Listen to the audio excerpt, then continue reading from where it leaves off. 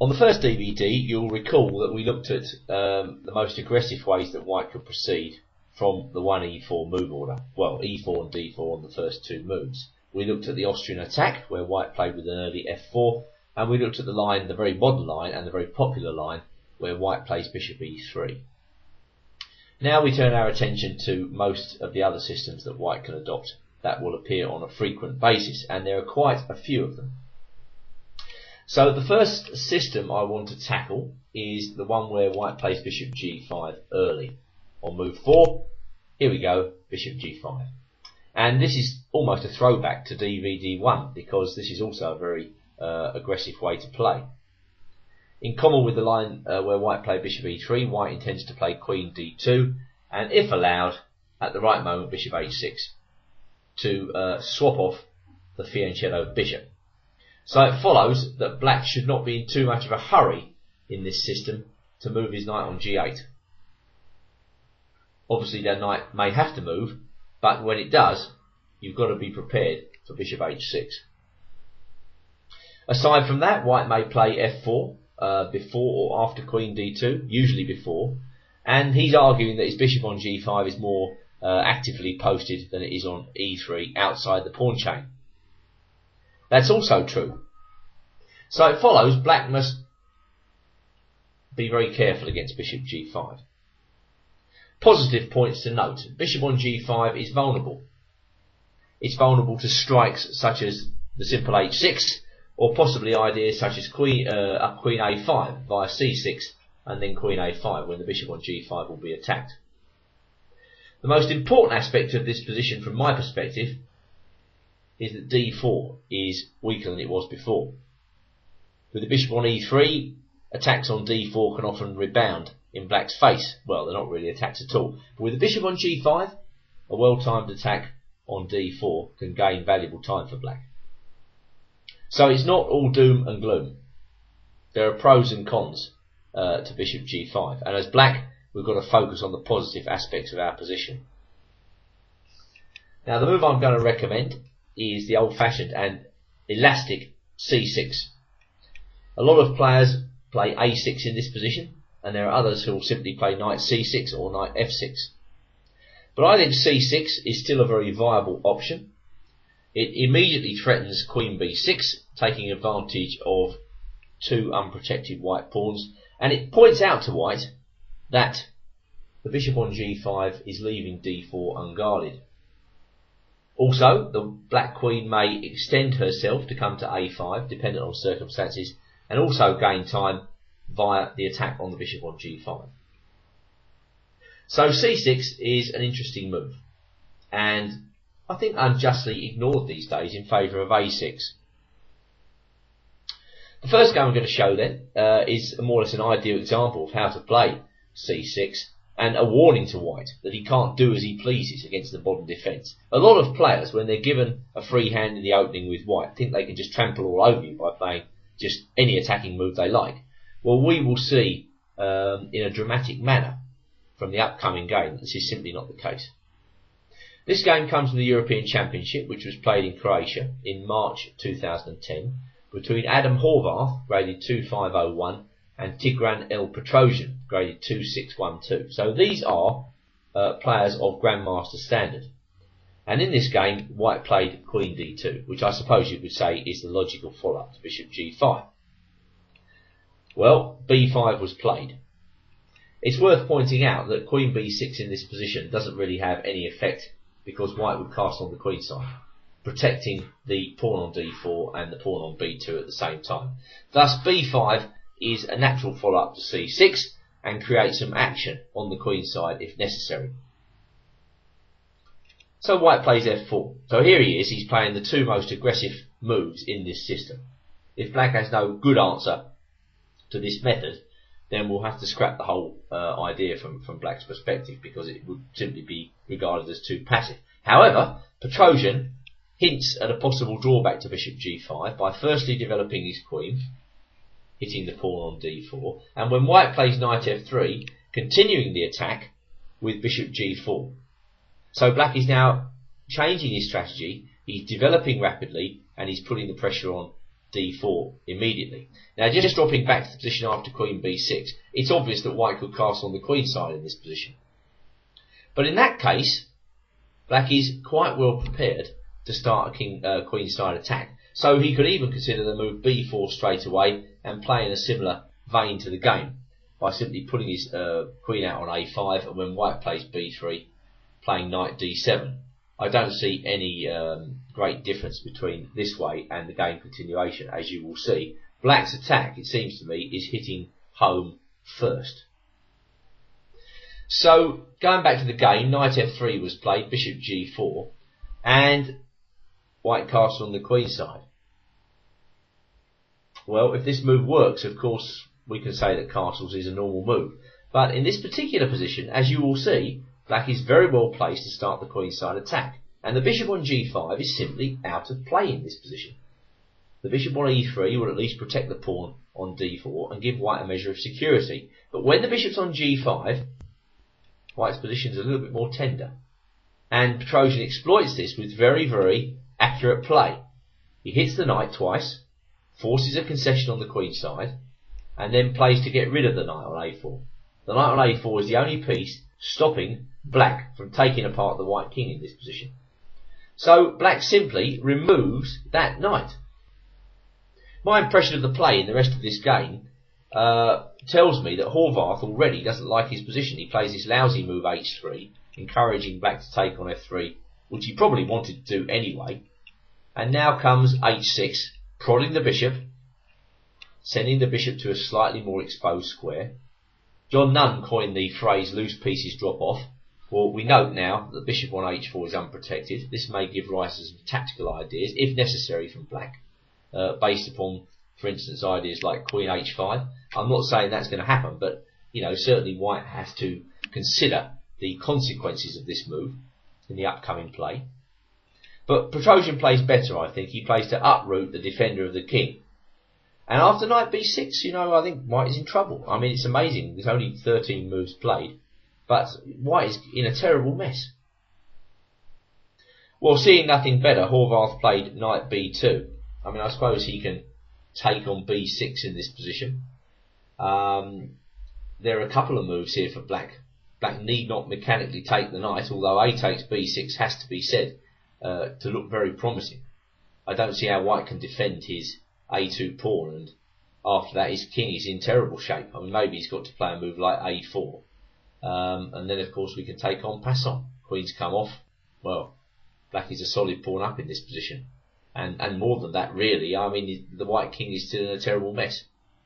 So that's one variation. The other line after knight takes b6 is simply queen takes a2. Slightly more speculative, but black's rook on a8 is quite safe due to the threat of queen a1 mate. White probably has to take on b4, and then we get a takes b6 with a vitriolic attack. Anyway, although this is probably a bit more risky. But in the game, white played knight b2, black took on a2, white took on b4, black simply checked on a1 and he took the knight. So after only 16 moves, white is lost. And this, after 10 moves really, which you could only say were normal. I mean, up to the point where white castled on the queen side, he's only playing, as the system decrees anyway. Now he's completely lost. He tried bishop f2. Black played the thematic c5, levering open the long diagonal. There was a check. Black's king moved. White took on c5, and now the coup de grace, a5. Once the long diagonal is open, it turns out that the white queen has nowhere to go. So Horvath resigned. Now, in many ways, that's a remarkable little miniature, and it does give you a good indication of the potential of the modern defence when white tries to get over-aggressive. I don't think white seemed to do anything wrong in this opening. He played thematically with queen d2 and f4, but the way Petrosian plays is very thought-provoking, and it gives you a very good indication of the attacking potential behind the move c6. Well, so we'll continue investigating that move now. Well, we have seen in the opening game just how dangerous the black initiative can be in this line.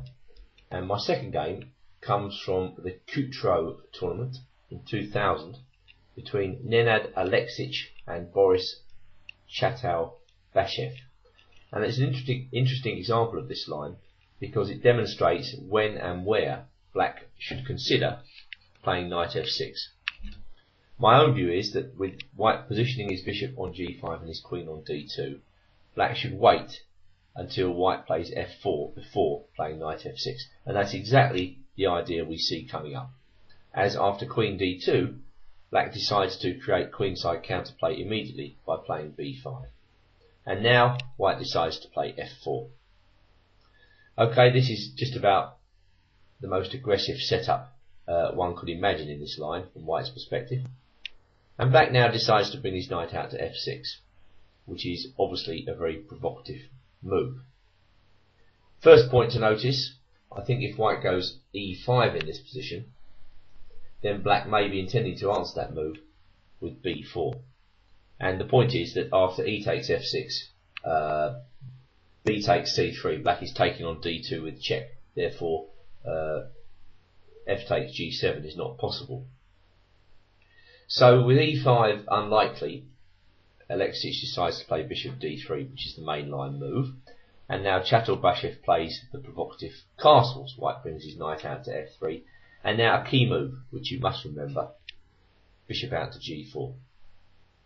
Without this move, I think black's position remains rather passive. The idea of bishop g4 is very simple, to take off the important knight on f3 at the right moment. The knight on f3 is an integral component of white's attack on the king side, so black tries to remove it. Now Aleksic plays e5. Aleksic is a 2405 Grandmaster and Chatal-Bashev a 2500 player playing with the black pieces. If white doesn't want to go in for e5 in this position, then obviously he can castle on either side. If he castles on the queen side, b4, knight e2 and then a5 is going to give black good counterplay, as in the game Tibiakov versus Delamargue-Wykonze 2000. After f5, black should undoubtedly complete his development with knight bd7. If h3, we take on f3 and play queen b6 with good counterplay. Very difficult for white to break through on the king side. Meanwhile, black is preparing counterplay with moves such as a4 and b3 or the move c5. Going back to our game then, and e5, Chatal-Bashev played b4. This is a good idea whilst the white king is still in the centre.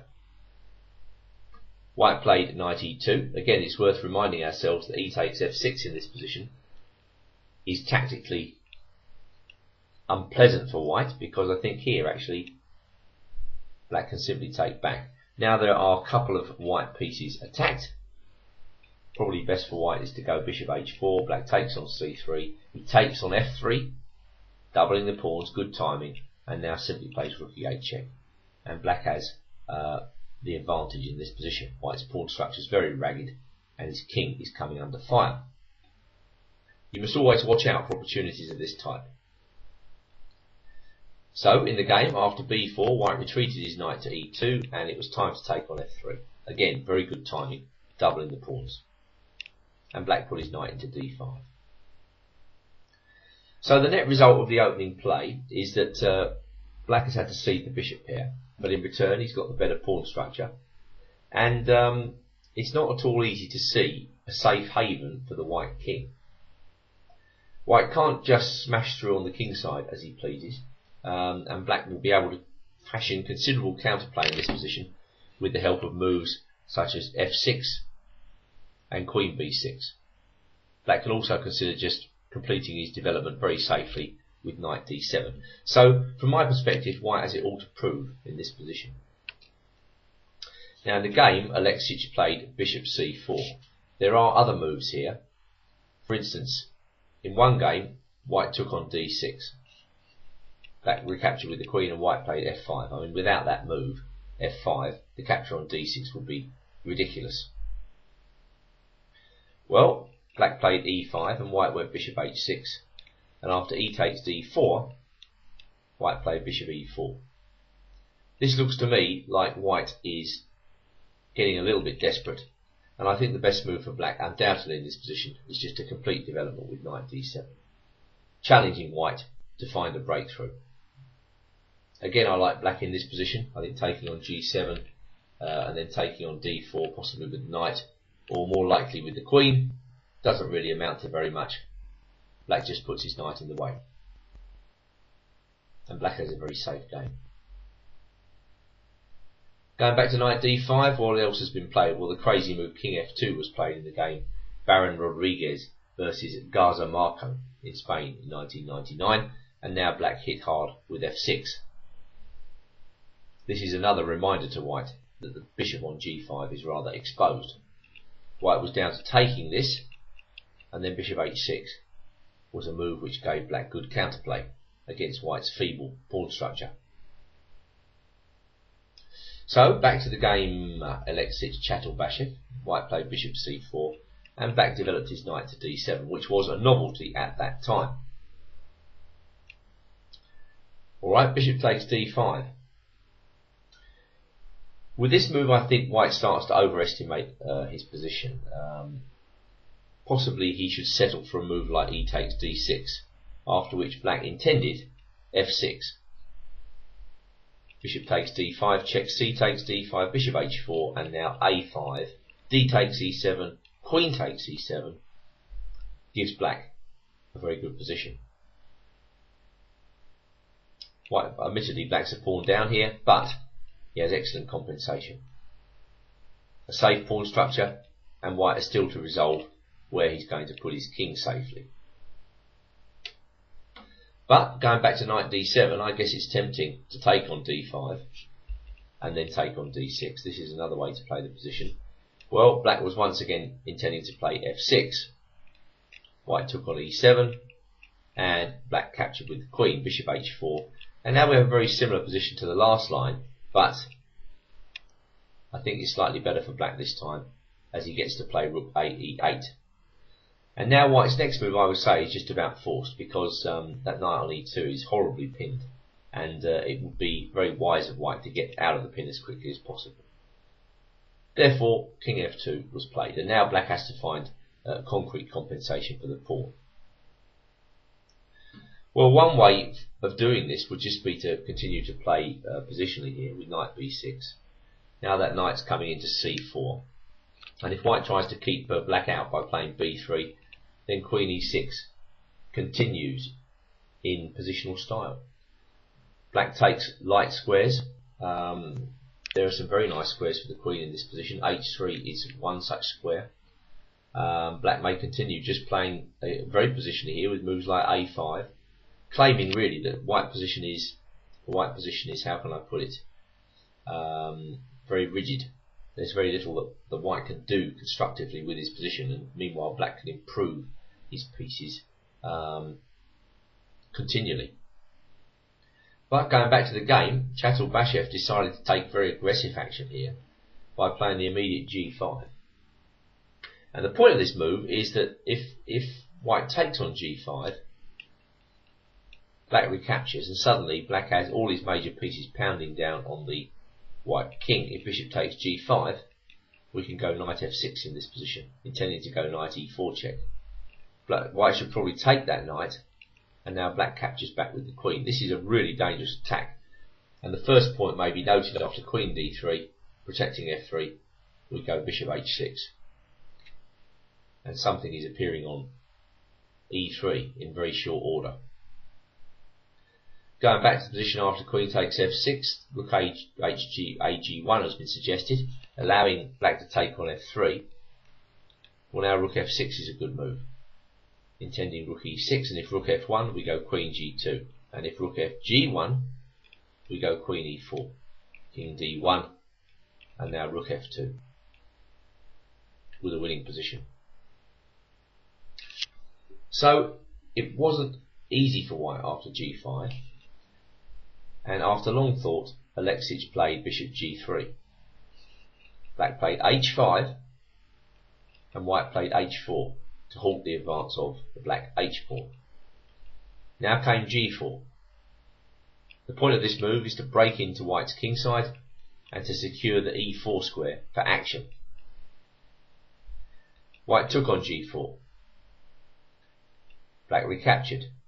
Now black's intending to go f5, knight f6, and then knight e4. So white stopped that by playing f5 himself. Black now revealed the other point of the position. He put his queen on e4, threatening queen f3 check. White stopped it, and now bishop h6. Well, this should be a very good position for black. I mean, white's really struggling here to defend. He hasn't got either of his rooks in the game. In the game, white took on e4. That wasn't the best move. I mean, I think rook a f1 gave white much better chances of defending the position, and just hope that white can hang on after, for instance, a sequence like bishop e3 check, king e1, bishop takes d4, and now bishop d6. Just hope that you can hang on. It's not surprising, though, when you're under such pressure, that you miss resources. And after queen takes e4, I mean, white was probably just desperate to get the queens off. But rook takes e4 shows how clearly black is dominating this position. And black's a pawn down, but neither of white's rooks are in the game, and the king is exposed. So white played king f1. I mean, I think he could try and centralise his pieces with rook a d1, try and shore up the position. Rook f e8, and now some move like rook h e1. But once again, after knight b6, b3, and then the simple rook c8, we can see how quickly black can bring pressure to bear against the white pawn structure. So rook takes e4 was played, king f1, not nice, knight b6, rook g1, rook f e8, knight c1, knight c4. Now the black pieces are crawling all over white's position. Bishop came to f2, knight went to e3 check. White had to take that. Bishop takes e3, and white resigned this position. This might seem like a premature resignation, but just a cursory examination of the line after rook h1, rook f4 check, king g2, and now the very simplest move, rook c8, shows all the black pieces coming into play, and white unable to defend himself. So another good example of the counter-attacking potential of the modern defence in that game.